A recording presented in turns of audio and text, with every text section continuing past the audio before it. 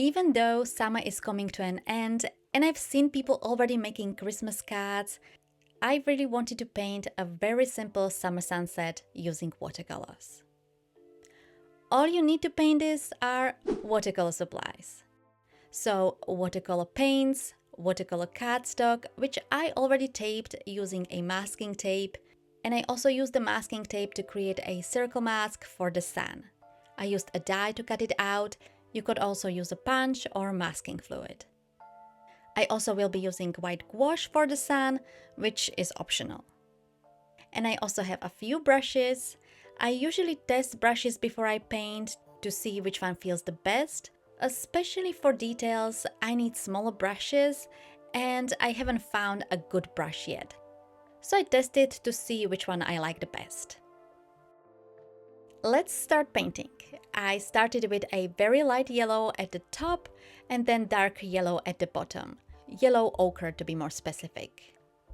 I'm using the Canson XL watercolor cardstock, which is supposed not to be the best cardstock for watercoloring, especially when it comes to landscapes.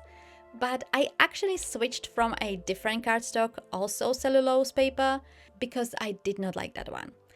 Of course, 100% cotton watercolor cardstock, that's supposed to be the best, but if you are using cheaper cardstock like me, just be careful how much water you use.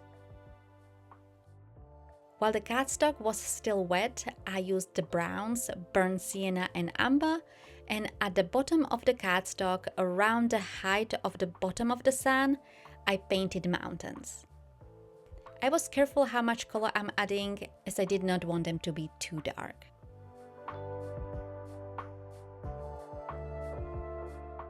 I also added darker yellows to the sky, and later I also added a little bit of orange, and I applied the paint mainly at the top and the sides of the sky.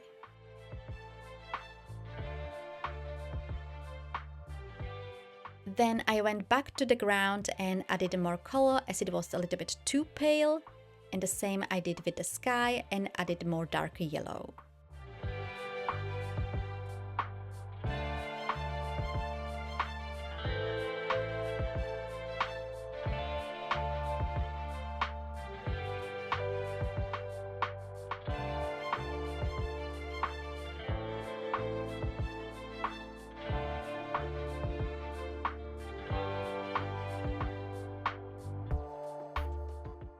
As I was completing the main background, I added darker brown at the bottom where the tape is, and I also did a few strokes for the grasses while the ground was still wet.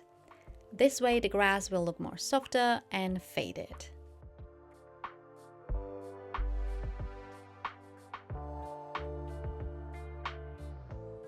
After the piece was dry, I removed the masking tape. You can let it air dry or use a heat tool.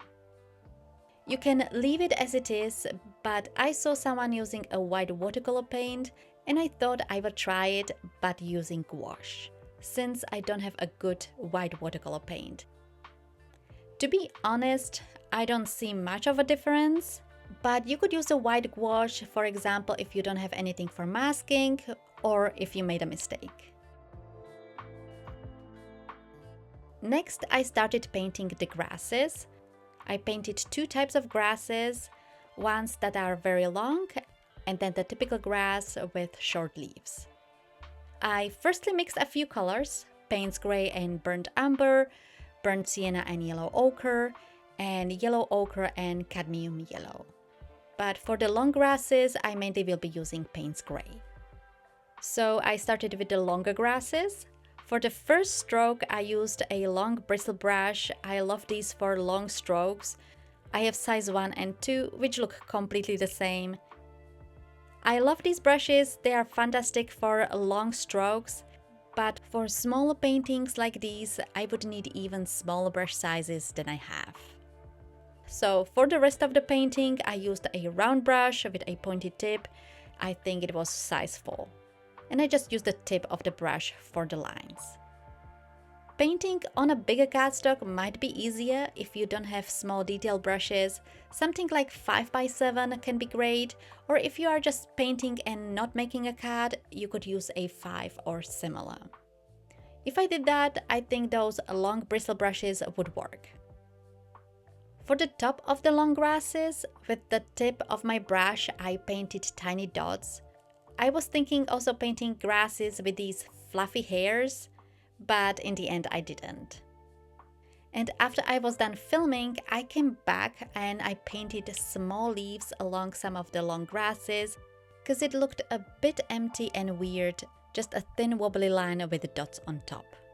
And the leaves along the line or stem really helped complete the look and also helped to hide the wobbly lines.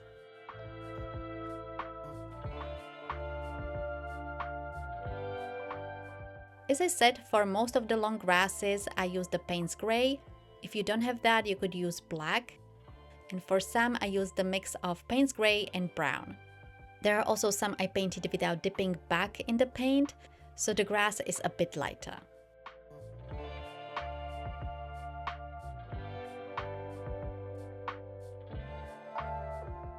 And lastly, I painted shorter grasses along the bottom, for which I used all the pre-mixed paint that I had, and I was switching between them.